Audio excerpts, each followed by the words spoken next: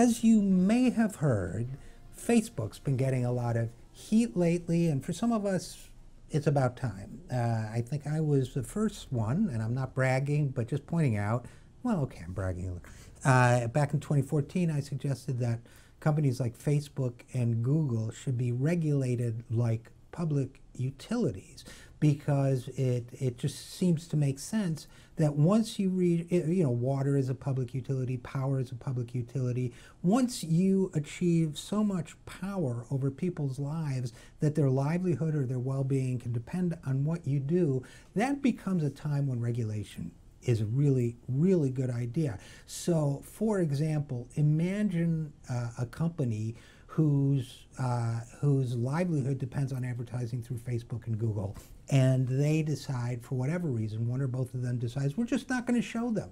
They're not going to show up in people's timelines on Facebook. They're not going to show up in searches on Google. Those companies would be out of business. Imagine people who no longer could communicate through social media, their social lives, they would in effect be isolated. Imagine if Facebook suddenly decided that it wanted to censor all political opinions that believed that Facebook should be regulated like a public utility. It would at that point be altering the political landscape. It is too much power to have without regulation. Now, here's a weird thing. For me, it's a weird thing to feel, because what happens when your idea, and by the way, other left writers picked that up, or, left-leaning writers have picked that up in the interim, but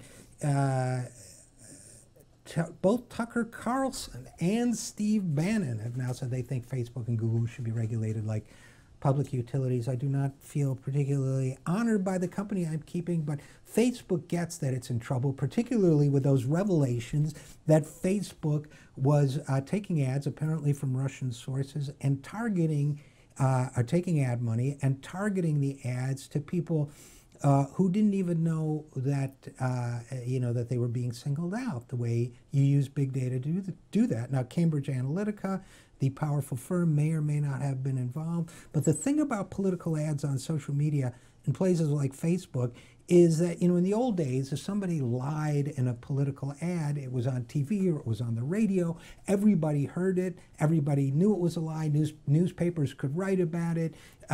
There were kind of built-in safeguards to the system. They don't exist when ads are now targeted, for example, only to people who are, let's say, white nationalists or anti-Semitic. When that's the case, then other people who might want to challenge them don't even know the ads exist. That's the challenge we're facing today, and that's why, who knows, perhaps we can have a new left-right coalition that says this is too much power for corporations to have.